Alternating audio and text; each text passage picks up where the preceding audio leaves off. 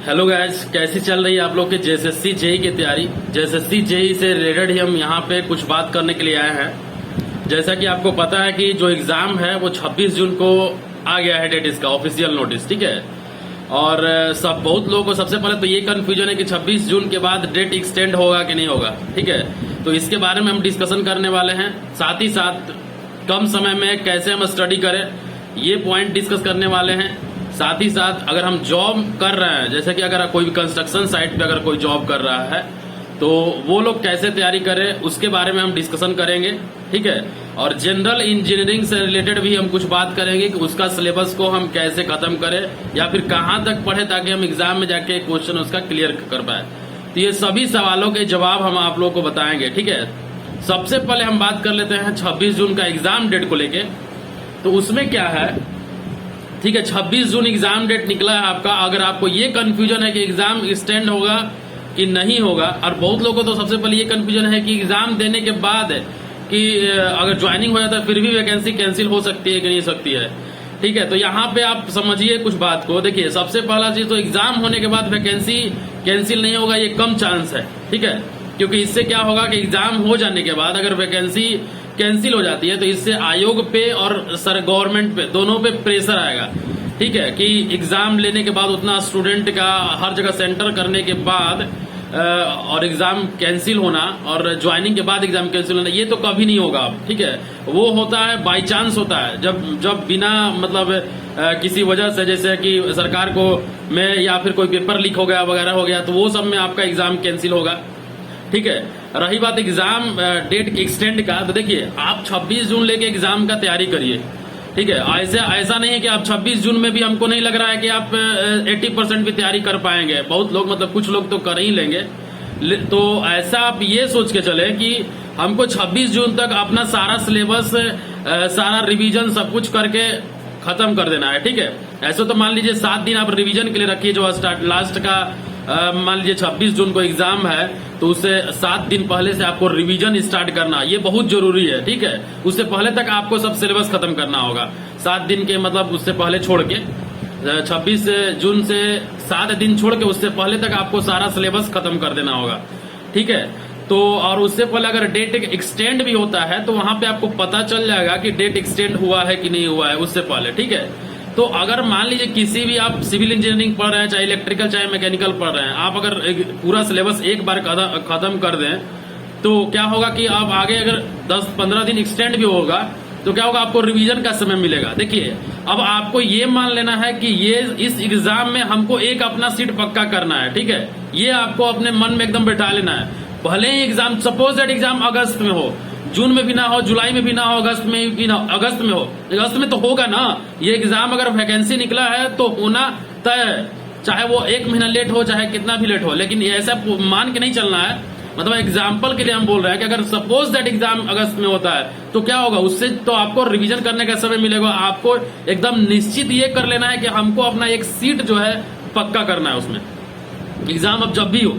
लेकिन अभी आपको जो टारगेट फिक्स करना है वो 26 जून तक आपको सारे जो सिलेबस है और रिवीजन सहित आपको क्लियर कर रखना होगा। ऐसा आप स्ट्रेटेजी अपना बनाइए, ऐसा आप प्लानिंग बनाइए कि मेरा अभी देखिए आप कौन कौन सा सब्जेक्ट आपका बचा हुआ है, इतना दिन से हो रहा है। आप बहुत लोग तो यही दुविधा में है कि पढ़ाई ही करना छोड़ दिए, और जब एग्जाम हो जाएगा और जब रिजल्ट आएगा उसका तब पता चलेगा कि नहीं, हमको ये सब दुविधा में नहीं रहना चाहिए था। आप अपना काम करिए, और कर भी क्या सकते हैं आप पढ़ाई के अलावा। अगर आप ये पढ़ते हैं तो आपको हर एग्जाम और भी एग्जाम में आपको फायदा करेगा, ठीक है। जेई का फॉर्म भर रहे हैं तो ऐसा तो नहीं है कि मान लीजिए ये बहुत सबसे बड़ा एकदम मैक्सिमम लेवल का एग्जाम है, ठीक है। इसको निकालने के बाद चाहे अगर इसके अलावा एसएससी जेई वगैरह है तो वो सब में भी तो आपको काम ही करेगा।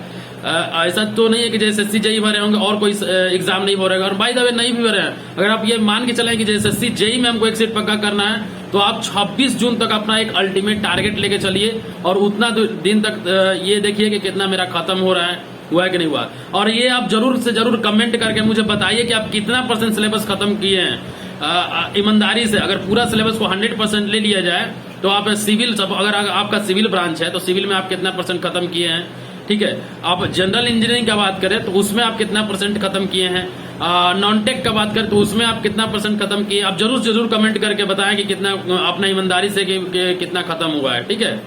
तो ये हम एग्जाम डेट के ऊपर में, इसमें आप कंफ्यूज मत रहिए, आप सिर्फ पढ़ते रहिए।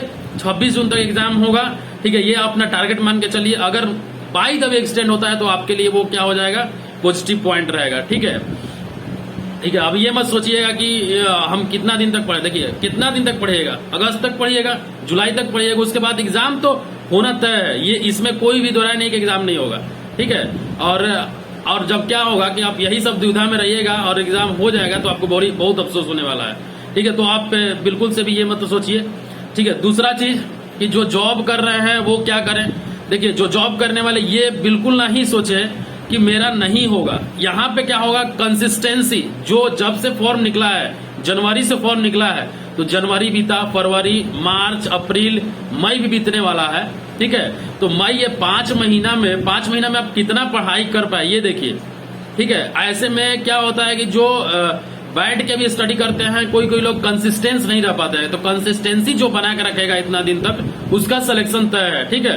तो आप जो है कंसिस्टेंसी जरूर बना के रखें, तभी जाके आप ये मत सोचिए कि मेरा नहीं होगा, हम जॉब कर रहे हैं, हम कम पढ़ाई कर रहे हैं तो नहीं होगा, ऐसा नहीं है। आप जॉब भी कर रहे हैं तो आप फ्री माइंड से पढ़ रहे हैं तो आपका भी सिलेक्शन होना तय है, बस आपको कंसिस्टेंट रहना होगा। अगर एक दिन में आपको 2 घंटा, 3 घंटा, 4 घंटा भी समय मिलता है तो उतना ही पढ़िए, लेकिन कंसिस्टेंट रहिए। अब मान लीजिए हम एक ही सब्जेक्ट लेते हैं, बिल्डिंग मटेरियल में मान लीजिए आप 200-300 ऑब्जेक्टिव क्वेश्चन, एमसीक्यूज क्वेश्चन जो है वो सॉल्व कर लिए, ठीक है। तो आपका बिल्डिंग मटेरियल कुछ हद तक क्लियर हो गया, ठीक है। और बीच में क्या होता है, कोई स्टडी छोड़ देता है, जो बैठ के भी तैयारी करते हैं, मतलब जॉब नहीं करते हैं, तो ऐसा नहीं है कि जॉब वाले नहीं निकालेंगे, जॉब वाले का भी सिलेक्शन तय है, बस आपको कंसिस्टेंसी बना कर रखना होगा। इतना ज्यादा वैकेंसी है, खासकर सिविल की बात कर रहे हैं, 1200 के करीब, 1100, 1150 या 1200 करीब में वैकेंसी है, तो उतना ज्यादा वैकेंसी है। तो ऐसा नहीं है कि सभी लोग का तैयारी जो है वो मैक्सिमम लेवल तक ही होता है, उसमें 100-200 का ही जो तैयारी होता है वो 100% होता है, बाकी लोग जो होता है वो एवरेज रहता है, उसी में जो कंसिस्टेंट रहा उसका सिलेक्शन हुआ, जो कंसिस्टेंस नहीं रहा उसका सिलेक्शन नहीं होगा। तो आपको सबसे पहला चीज तो इसमें कंसिस्टेंसी बना के रखना पड़ेगा, ठीक है, तभी जाके आपका सिलेक्शन हो पाएगा। तो ये पॉइंट आपका क्लियर हो गया। अब आप देखिए कम समय बचा हुआ है, अब हम क्या करें। सबसे पहले तो आप ये देखिए कि आप सिलेबस पूरा 5 महीना आपको समय मिला है, कितना ज्यादा आप खत्म किए हैं, कौन कौन सा सब्जेक्ट खत्म किए हैं, कौन कौन सा नहीं किए हैं। तो आप सब्जेक्ट अगर खत्म करते चलिएगा तो ऐसे नहीं होगा, ठीक है। अब क्या करिए, एक दिन में एक सब्जेक्ट या फिर एक दिन में एक सब्जेक्ट का टारगेट रखिए कि हम उसका 200 क्वेश्चन कम से कम सॉल्व करना है, ठीक है। एक सब्जेक्ट का 200 क्वेश्चन पहले सॉल्व करिए, ठीक है।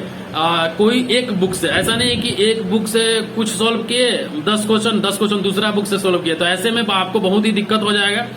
कोई एक बुक से आप क्वेश्चन उठाइए और वहां से डेली का टारगेट रखिए कि 200 क्वेश्चन जो है हमको कंप्लीट करना है, उसमें वो भी अच्छे तरीका से, ऐसा नहीं कि सिर्फ रीडिंग देते चलना है, ठीक है। उसको समझ के उसका कंसेप्ट सीखते हुए आपको 150 से 200 क्वेश्चन डेली बनाना होगा। कम समय बचा हुआ है तो हर सब्जेक्ट को आप कवर करिए। अब देखिए इसमें कोई इंपोर्टेंट नॉन इंपोर्टेंट का कोई बिजनेस नहीं हो रहा है इसमें, ठीक है। इंपोर्टेंट सारे सब्जेक्ट इंपोर्टेंट है, किसी से भी क्वेश्चन आ सकता है, ये भी आप बिल्कुल ध्यान रखा कीजिए, ठीक है। तो आप एक सब्जेक्ट के लेके, खासकर बिल्डिंग मटेरियल हो गया, एस्टिमेशन हो गया, ये सब सब्जेक्ट जो सिविल में है, वो सॉइल मैकेनिक्स हो गया, ये सब सब्जेक्ट सिविल में ज्यादातर इंपोर्टेंट है, तो उस पर आप ध्यान दीजिए। कुछ सब्जेक्ट के बारे में आपको बता ही दिए हम, ठीक है। आरसीसी डिजाइन हो गया,